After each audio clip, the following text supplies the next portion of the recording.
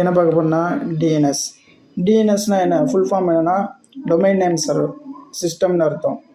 இந்த domain name system என்ன பண்ணும்னா ஒரு வெப்சைட்டை ஐபி அட்ரஸாக சேஞ்ச் பண்ணி கொடுக்கும். அதாவது இந்த டொமைன் நேம் சிஸ்டம் என்னென்னா ஒரு இன்டர்நெட்டோட கான்டாக்ட் புக் மாதிரி. இப்போ இந்த டிஎன்எஸ் எப்படி யூஸ் ஆகுதுன்னா, இப்போ நம்ம ஒரு கம்ப்யூட்டரில் போயிட்டு www.google.com சர்ச் பண்ணுறோன்னு வச்சுங்களேன். ஒரு கம்ப்யூட்டருக்கு இங்கிலீஷ் தெரியாது. அப்போ அதை எப்படி அண்டர்ஸ்டாண்ட் பண்ணிக்கோம்னா நம்பர்ஸாக தான் அண்டர்ஸ்டாண்ட் பண்ணிக்கும். அதுக்காக தான் இந்த டிஎன்எஸ் சர்வர், இந்த டிஎன்எஸ் யூஸ் ஆகுது.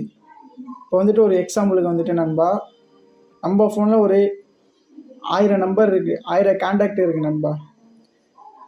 இந்த 1000 கான்டாக்டில் நமக்கு அம்மா நம்பர் தெரியும், அப்பா நம்பர் தெரியும்.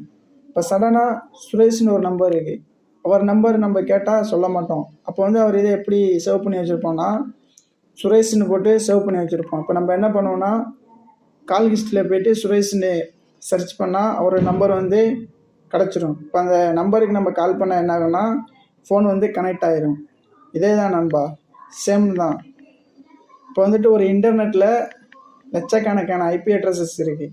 நம்ம லட்சக்கணக்கான ஐபி அட்ரஸஸ் மனப்பாடம் பண்ணி வச்சுக்க முடியாது. அதுக்காக தான் இந்த டிஎன்எஸ் ஒர்க் ஆகுது. அதாவது ஒரு எக்ஸாம்பிளுக்கு ஒரு ஃபோனில் youtube.comனு சர்ச் பண்ணுறேன்னு வச்சுங்களேன்.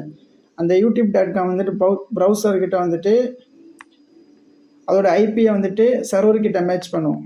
சர்வர்கிட்ட மேட்ச் பண்ணி நமக்கு அந்த வெப்சைட்டை ஓப்பன் பண்ணி கொடுக்கும்.